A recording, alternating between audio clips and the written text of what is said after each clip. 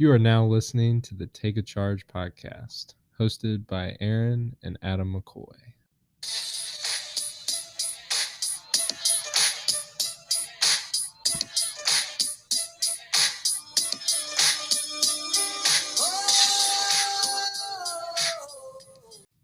Back in the lab, episode 2. How you doing? How's this week been? It's been pretty good. Pretty busy with work, getting new vendors set up at Kroger. We had our kickoff night for At Work on Purpose Young Professionals group as well. Can you explain what that is? Sure. So one of our hopeful future guests, Brad Grosjean, introduced me to a young professionals group that was started as a part of At Work on Purpose, which is a Cincinnati area ministry dedicated to helping anyone get involved in sharing their faith in practical ways at work. And then YPAWAP is specifically geared toward young professionals, so people coming out of college, getting into the workforce, people like me who have 6 months under their belt, all the way up to most people in their 20s. We tend to have meetings on a monthly basis for our bigger groups, and we'll have another smaller meeting with just our discipleship groups here and there as well. Sweet. Well, my week has been full of college classes. Like I said in the last episode, I'm remote this semester, so I've just been up in my room attending Zoom classes and taking notes on lectures. So pretty light first couple of weeks. I'm sure I'll be getting into more stuff with my classes in the coming weeks. But what was the most interesting thing you learned this week?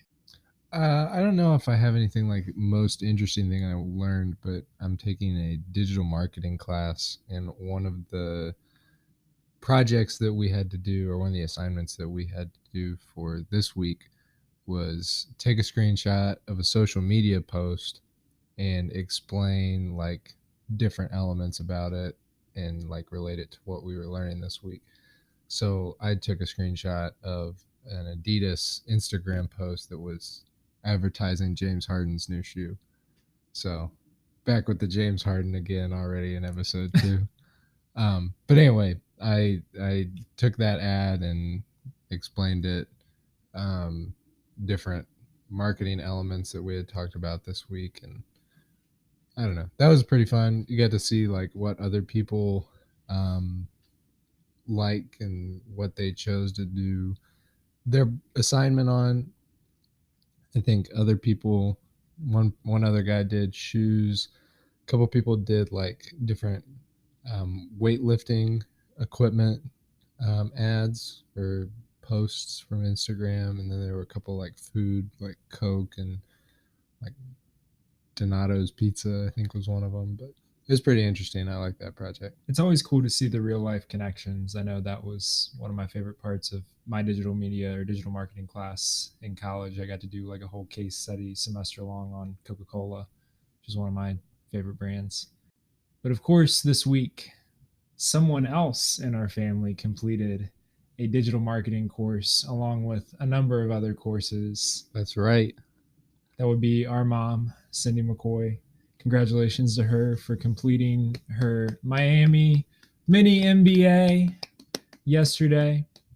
She was part of the first group of people able to try it out for Miami, and I believe it was somewhere in the ballpark of 12 different sections, several different videos and modules a piece, and quizzes. So definitely congratulations to her. It was interesting to see her watching videos from professors that I had during my time at Miami too. Some awesome, super nice people too. Like her digital marketing one was James Coyle, and then a nice guy named Walden Martinez for her data ones. So additionally, with my classes this semester, I'm doing a lot with communication and digital marketing. So I think it's cool to see like how those areas work within like your job with working on marketing, and then mom with her communication skills and like visual communication and different layouts and stuff like that. So like seeing how what I'm studying relates in a small sample size of different careers. So, well, getting into our topics for this week, we got, well, Pro Bowls this week, but February 7th, we got the Mahomes and Brady Bowl. I don't understand the point of the Pro Bowl celebration. They're this not year. having an actual game. I right? know it's not the actual game. They made it out like they were having a big to do about announcing the Pro Bowlers, but they've already announced them, so I don't really know what there is. I mean, I guess it's just watching highlights, but yeah, I'm with you. I'm excited for next week. Obviously, one of my predictions fell short. The other one was accurate for the championships. Oh yeah, I called Patrick Mahomes. I didn't think the Bills were ready. I should have known. I mean, you don't bet against Tom Brady. Yeah, and I'm actually gonna steal that line for our Super Bowl predictions as All right. well. So before we get into Super Bowl predictions, last weekend I didn't really have a chance to watch the games. I watched the end of Green Bay and Tampa Bay, but that was pretty much it. I'll give my thoughts and then you can share yours because I know you got to watch a little bit more of the Green Bay game. But I watched probably the last drive, and Aaron Rodgers. They were probably the first play. It was when they were in the red zone. The first play, he probably couldn't have run the ball just because Ndamukong Suh was running after him. I don't think he would have gotten very far. But the last play that ended up incomplete, that third down play, I feel like he had time and space to run. I know Aaron Rodgers doesn't really have the best wheels in the league, but I feel like he could have ran it in that scenario rather than trying to pass it. I think it looked like it was across his body too, so it was a difficult throw, and I don't know. I feel like he could have run it and then combine that with just going for the field goal. I know it's been talked about a lot this past week, but I feel like you got to go for it in that scenario to give yourself a chance. Yeah, I mean, it's hard to expect Aaron Rodgers to do something that he hasn't done all season in that kind of a moment, but it is something that probably would have been the better option there. I think I speak for a lot of NFL fans when I say that I didn't realize Ndamukong Suh was still in the league. He's obviously had his fair share of teams and issues, and it's interesting to see him still playing. But yeah, I think as you mentioned on that last drive, the Packers really didn't have the kind of defensive game going throughout that game to have confidence that they could make a stand. Now, I haven't watched the Packers all year. I'm sure someone who's more invested in the Packers would have more to say about whether their defense could or could not hold them in that situation. But pretty much the whole game, they were not really getting stops unless they were getting turnovers. And they were fortunate to pick off Brady 3 times. Only one of them really was probably Tom's fault, per se. I think the other ones were he was either severely hurried or rushed or something went wrong with the play.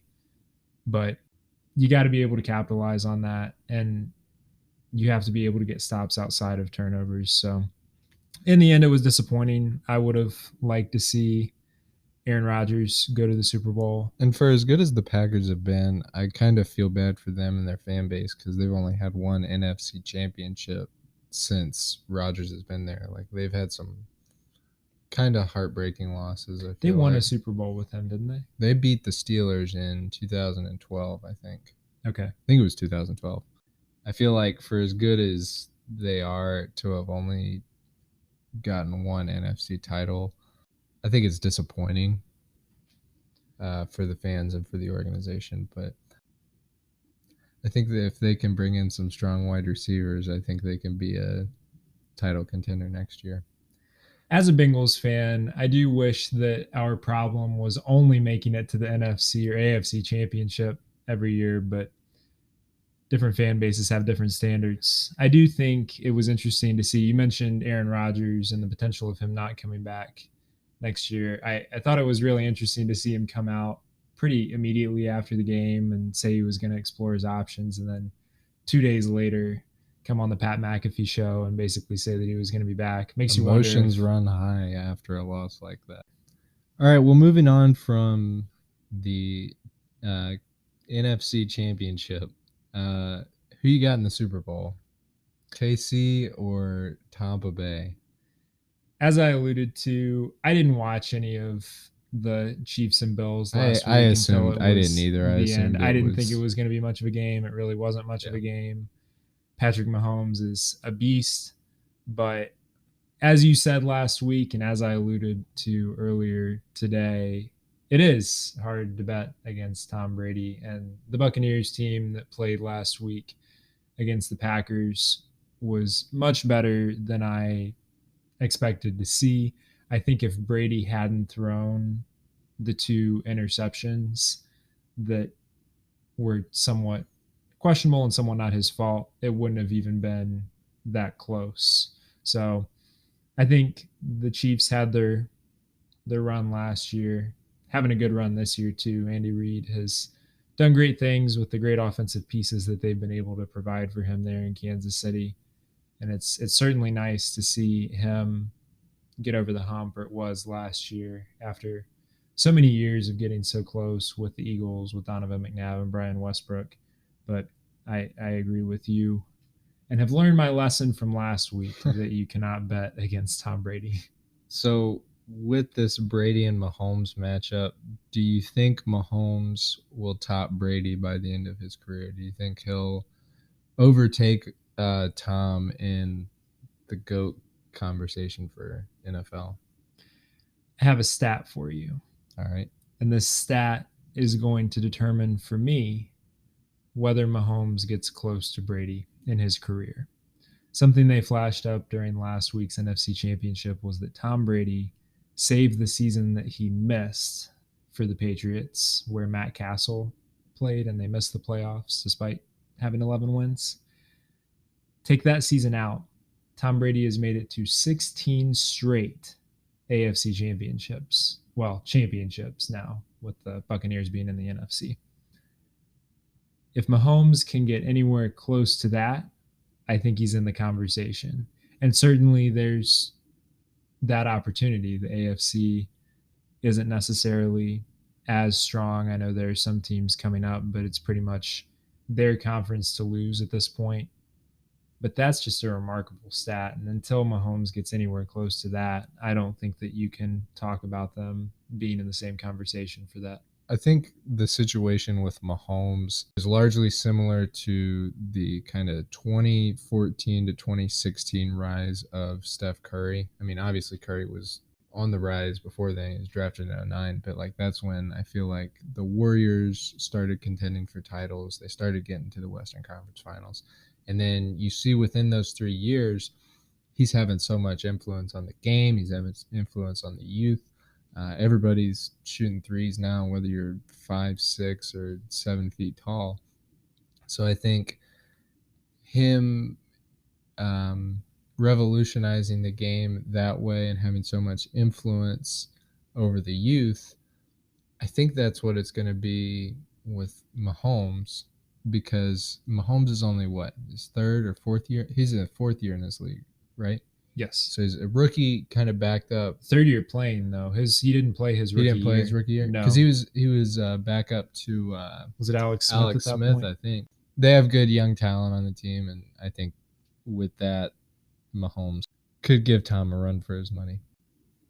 With the Super Bowl going on during COVID-19, obviously they can't have a lot of fans there. They've had some fans there during the regular season games, but with the Super Bowl, they're having healthcare workers attend rather than just the general public. So I think that's pretty cool, the NFL to do that. One thing I want to ask is, are you excited for the weekend's halftime performance? I am excited for it. I think it'll be a little more catered to our tastes than what the Super Bowl halftime performance was last year. Yeah, I agree with you that it's impressive that they've been able to get to the point of having a Super Bowl this year, and it's good for the NFL to reward the first responders or the frontline heroes of the pandemic by allowing them to see the game. One thing that kind of saddens me a little bit though is that I feel that some teams were perhaps a bit unfairly penalized during COVID. I think the Browns at numerous times during this season weren't necessarily at full strength. I think some teams that maybe wouldn't have been contenders anyway, but you never really know. The Broncos obviously had to play without a quarterback 1 week, stuff like that. I do think you ended up with probably the best two teams in the Super Bowl. I think you ended up with the NFC Championship matchup that was going to happen regardless. There just probably, in my mind, are some teams that could have had a chance to compete later in the season that didn't end up having the chance to compete just because of the pandemic. But such is the nature of things. I still think it's a marvel that they were able to have a season at all, especially with not having a bubble like the NBA had. And I look forward to seeing the matchup between the current GOAT and the potential future GOAT.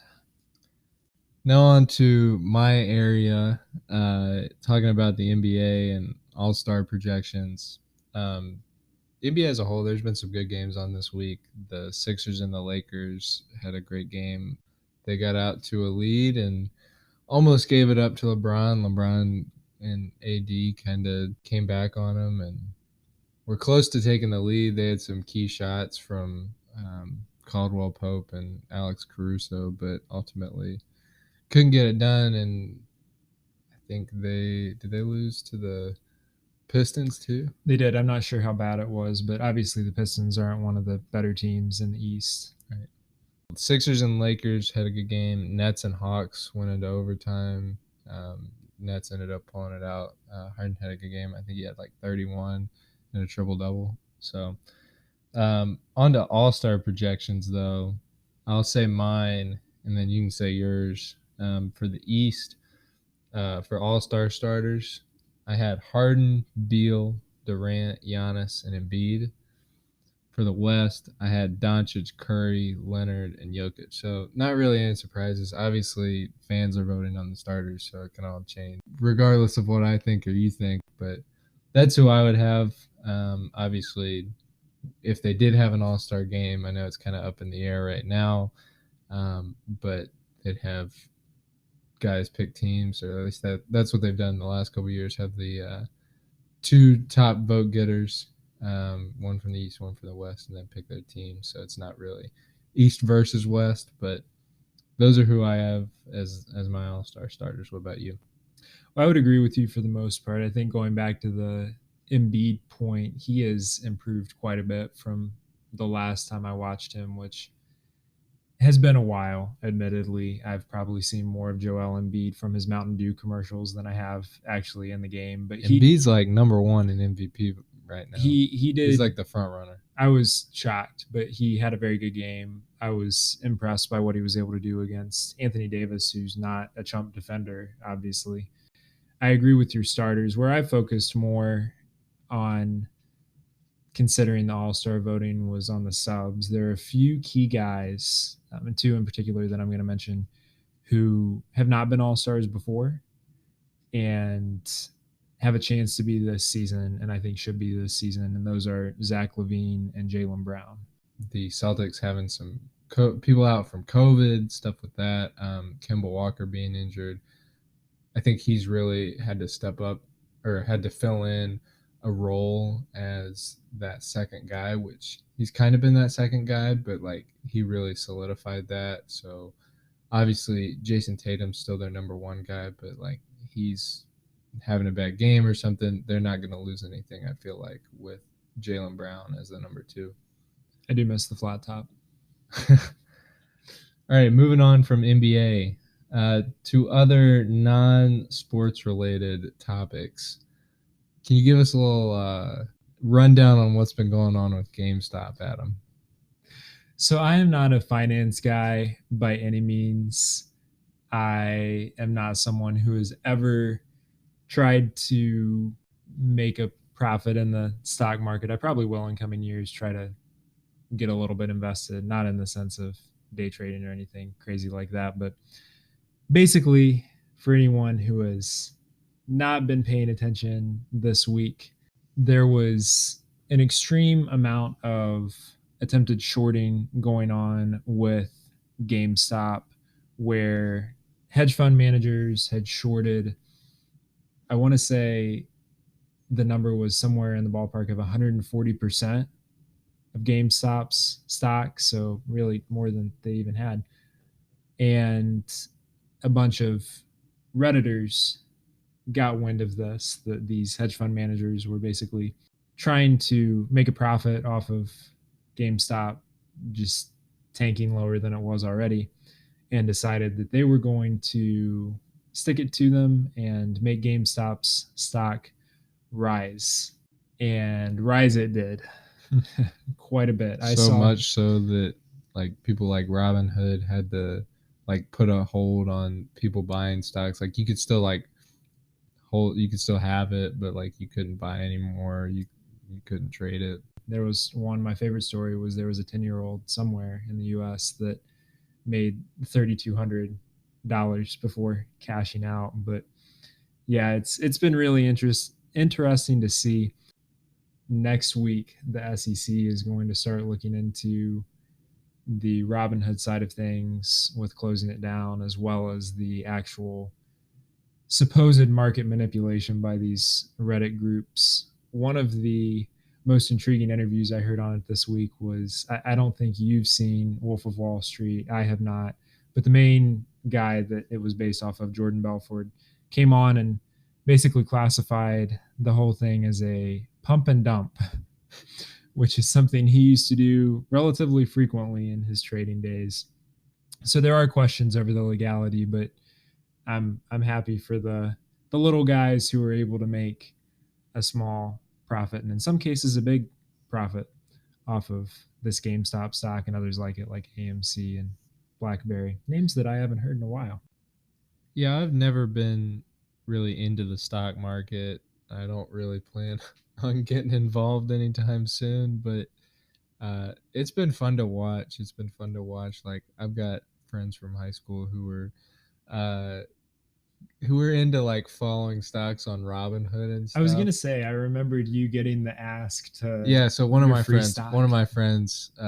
if you're listening to this and know who John Naughton was, excuse me, Pierce Naughton is his real name. He was a kid in my class in high school, and he would always put in our group chats like the referral ask for Robinhood that's like, get your free stock here and I'll get a free stock. But anyway, I'd be interested to hear what they have to say on it right now. But it's just been fun to watch because it's like Reddit's not really. I'm not on Reddit, but I feel like that's not really the first place you'd expect a Wall Street headline to come from.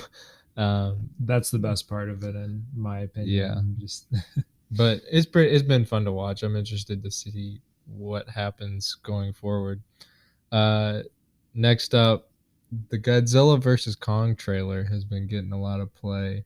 I think I watched it. You watched it. Who's winning?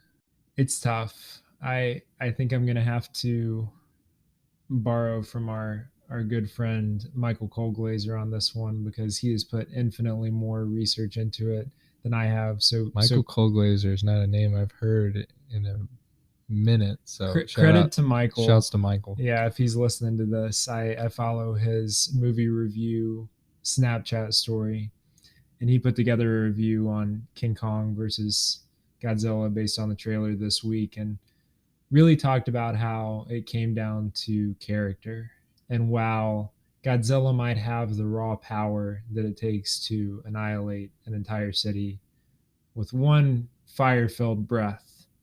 King Kong will always defend those who are on his side. And I think that's ultimately going to shine through in the film. Yeah, I don't really. I watched the first one with like Bryan Cranston.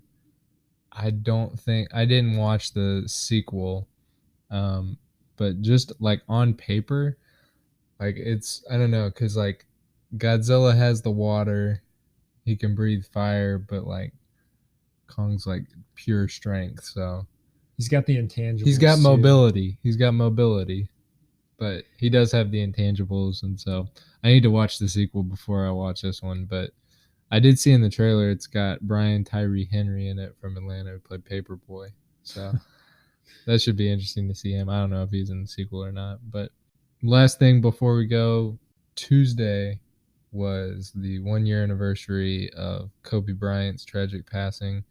So to celebrate him, I thought we'd go through our favorite Kobe moments. Do you want to go first?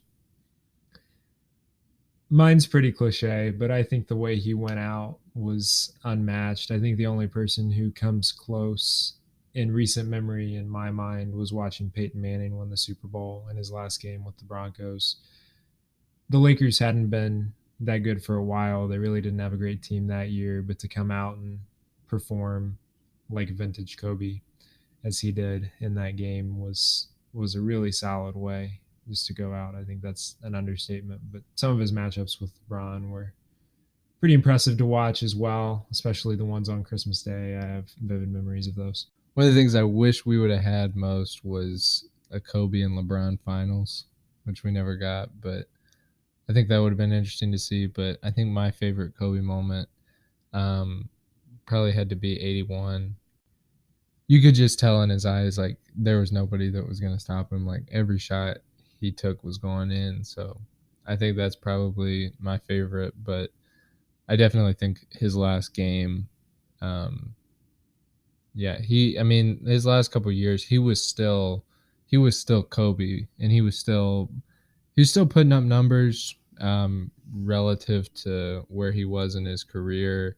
He's still making some like insane shots, but I don't think he was definitely past his prime, and I think a lot of people were just hoping like they'd catch glimpses of that um, in his last game, but I think the way he went out was pretty perfect, and I think the way he had an impact on not only basketball but the culture in general. Everyone from kids to parents. I think you can take lessons from him and kind of implement them in any part of your life because obviously if you're playing basketball you think about how he approached the game, how he coached, what he had to say when he was like just the way he was doing breakdowns on ESPN. You could tell he was still studying the game, and he knew where people needed to be to thrive. I think like Nike put out the ad that was like being a better student, being a better coach, being a better father. I think that was his mentality. Like the mama mentality is all about doing whatever you can to be better, to get better in whatever situation you're in. And I think it's sad that we didn't get to see like what he was gonna do beyond basketball because I think he already started that. He started coaching his daughter. Um, he started his book series. He's doing a lot of philanthropy. I think his legacy lives on uh, in basketball still with different players in the NBA and then with players all over the country, all over the world, kind of taking his Mamba mentality and just striving to get better. I agree. I think the way he went out was very classy and something you hope to see from more athletes. A lot of people, they will have a definite twilight of their career where it's really just a shell of what they used to be. And I think with Kobe, you got to see him give his all right up until the very end of his playing career, and then obviously, as you said, was also giving his all in avenues outside of basketball, both as a parent and in other ventures he was doing through writing and directing and those episodes of Detail for ESPN. So definitely continues to leave a mark on the NBA, even a year now following his passing. All right, guys, thank you for listening to today's episode of Take a Charge. Be sure to listen on Spotify, subscribe and like our videos on YouTube, follow our Instagram at Take a Charge Podcast, and be sure to let us know what you think and what kind of topics you'd like to hear from us in the future. And my trip cup, that's 2 times 2. Man, this dog in the whole time, so yeah, my eyes red, but I'm no diamond. If you gon' run it up, that's all on you. You know I'm ballin', usual like Kobe. Ooh, worry about a hater that don't know me. He say that he tough, that boy got shot.